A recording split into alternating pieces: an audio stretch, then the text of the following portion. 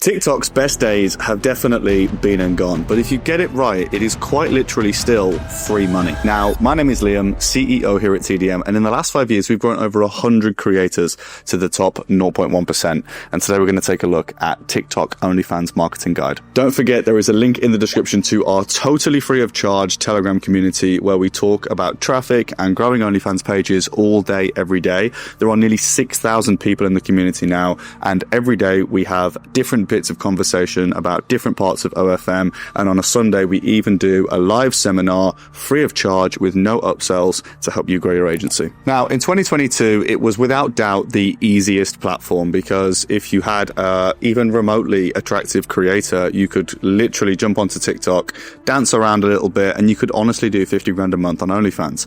But today, it's not quite the same. At one point, this was literally our meta. This was our traffic source of choice. This was where most of our traffic came from. But with it being a much stricter platform now, with there being more censorship on the platform, with account bans being imminent and expected as a creator, it doesn't have the same leverage. It's not as easy as it used to be. However, posting on TikTok is still totally worth it if you're a creator. And in fact, going live is still an amazing strategy for OnlyFans traffic, especially if you're connecting it through to a Naughty Live on the platform. All you need is a US or a UK SIM card. You can literally just order it on Amazon. And the best part, you don't even need to activate it. So that's easy. You don't even need to worry about a VPN or proxies with TikTok. You can literally just sign up with email or phone.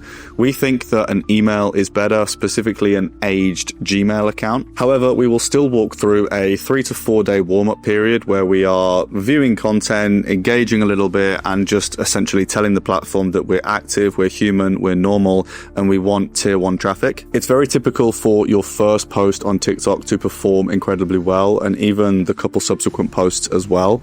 However, what you've got to be careful of is if you see 3 consecutive posts, each do under 100 views at any given time, this is an indication the account's dead, and context dependent, you should probably just bin it and move on, start again. Either way, 3 posts per day per account is advised, and unfortunately you are going to need lots of unique content because TikTok is very, very good at detecting duplicate content. The nice thing, however, though, is that TikTok just like authentic, real, organic stuff. They don't need the incredibly polished, high production value content that Instagram do.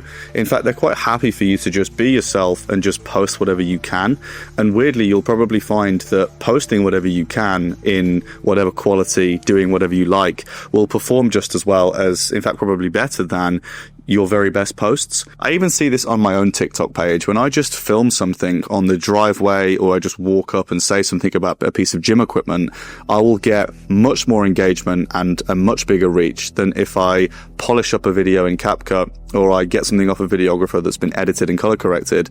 It will always perform worse if I do that. But if you're an agency watching this and it's not you actually producing the content yourself, then you kind of got 2 options. The best thing to do remotely is for the creator to just film raw content, and then you edit it up into different finished clips yourself, and that way you've got enough organic content there, because you're not just repurposing the same video, you're in fact cutting up different segments of the same raw file. That's the best way to do it, unless of course the creator can just film them in-app themselves.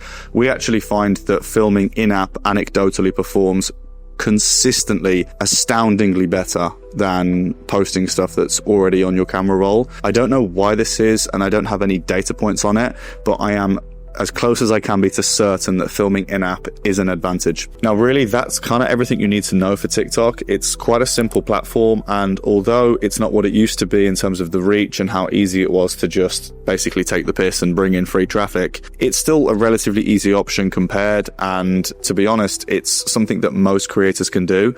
One of the hardest things is a creator actually finding a platform that makes sense for their niche and branding. But TikTok, similar to Instagram and Threads and X, is something that you can use for most creators. More importantly than anything else, though, is to consider that TikTok should not be your only platform. It should be one of the many running platforms in your arsenal as a creator or agency.